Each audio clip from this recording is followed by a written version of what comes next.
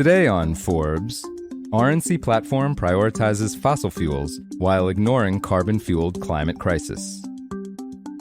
Ahead of the Republican Party's national convention that kicked off Monday in Milwaukee, the GOP released its official platform of key priorities for a second potential Trump administration. As with any such political document, it's long on platitudes and slogans, but very short on detail. But there's at least one clear takeaway in the document.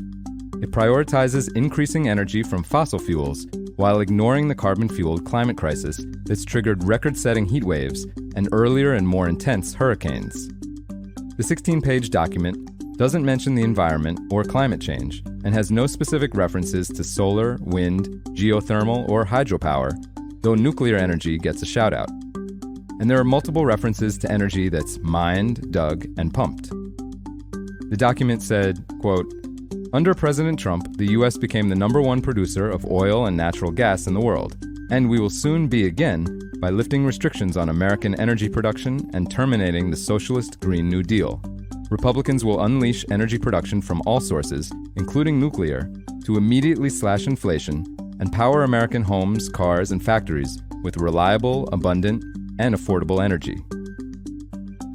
Not surprisingly, the manifesto doesn't mention that U.S. oil production hit an all-time high in 2023 under the Biden administration at 12.9 million barrels per day and is forecast to tick up to 13.2 million barrels per day this year.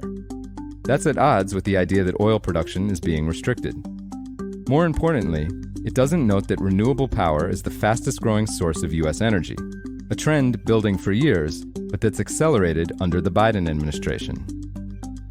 In its latest forecast, the U.S. Energy Information Administration estimates that carbon-free power from renewable sources will account for a record 23% of electricity generation this year, second only to natural gas, and reach 25% in 2025.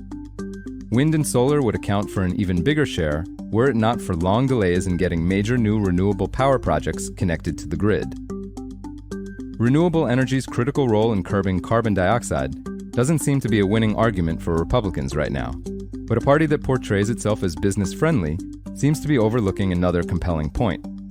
It's a fast-growing, multi-billion-dollar industry that's making lots of companies and people rich. For full coverage, check out Amy Feldman and Alan Owensman's newsletter, Current Climate. This is Kieran Meadows from Forbes. Thanks for tuning in.